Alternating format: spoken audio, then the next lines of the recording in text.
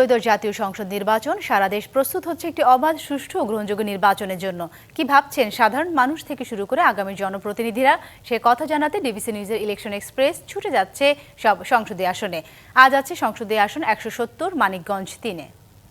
CSRM DBC election express আজ আছে মানিকগঞ্জে। এই মুহূর্তে আমাদের সাথে যুক্ত আছেন মানিকগঞ্জ 3 আসনে ইসলামী আন্দোলন বাংলাদেশ মনোনীত প্রার্থী মাওলানা শামসুদ্দিন। আমরা তার সাথে কথা বলবো।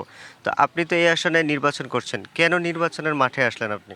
বাংলাদেশের জনগণ বহুত হতাশার মধ্যে আছে, কাজেই তাদেরকে ন্যায্য অধিকার, নাগরিক অধিকার এবং দেশের উন্নয়নের কল্পে বিভিন্ন পদক্ষেপের দিকে লক্ষ্য করে চিন্তা করলাম জবাবদিহি এবং সুষ্ঠুভাবে যদি আমি এই এলাকার জন্য কাজ করতে পারি, এই বাজেটেই এর চেয়ে মিনিমাম 4 থেকে 5 গুণ কাজ হবে। সেই উদ্দেশ্য নিয়ে আমি এখানে নির্বাচন করছি। এই মাদকের ছোবল থেকে মানুষকে বাঁচাতে এবং চাঁদাবাজির এই সিস্টেম থেকে দেশকে বাঁচাতে, আপনার আসনকে যারা আছেন এইখানে তাদেরকে বাঁচাতে আপনার কি পরিকল্পনা আছে? এই মাদকের কারণে যে নিজে ক্ষতিগ্রস্ত হয়েছে, সমাজ ক্ষতিগ্রস্ত হচ্ছে এবং দেশে নানা রকমের অপকর্ম বিরাজমান আছে, এটা নির্মূল করার জন্য প্রথমেই তাদেরকে আহ্বান করা যে এটা নিজের জন্যও ক্ষতিকর, দেশের জন্যও ক্ষতিকর, কারোর জন্যই কোনো কল্যাণকর বিষয় না। তাদের এটাকে পরিহার করার জন্য আমি পদক্ষেপ, বিভিন্ন রকমের পরামর্শ, সিম্পোজিয়াম, আলোচনা, এগুলো মিটিংয়ের মাধ্যমে এবং তাদের কর্মসংস্থানের ব্যবস্থা যদি না করতে পারি, বেশিরভাগ জনগোষ্ঠী যারা মাদকে আসক্ত তাদের কোনো কাজ নাই।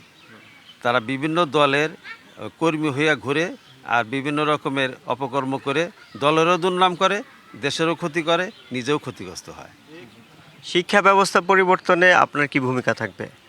আমাদের দেশের শিক্ষার মানের যে বর্তমান পরিস্থিতি, পাশের হার অতিরিক্ত, জ্ঞানের হার বা শিক্ষার মূল বিষয় যেটা ছিল আগে, সেটা একদম দুর্বল হয়ে গেছে। কাজে শিক্ষা প্রতিষ্ঠানের যথাযথ শিক্ষা স্যারেরা যেমন দিতে পারে, ছাত্ররাও নিতে পারে, এই পরিবেশ তৈরি করা আর পূর্বের অবস্থা থেকে আমাদের ফিরিয়ে আনতে হলে শিক্ষার ধারাকে আমূল উন্নয়ন করে এর ধারাবাহিকতা বজায় রাখতে হবে। ইসলামী শক্তি ক্ষমতায় আসলে নারীরা ঘরে আবদ্ধ হয়ে যাবে, এরকম একটা কথা প্রচলন আছে সমাজে। তো আপনাদের বার্তাটা আসলে কি?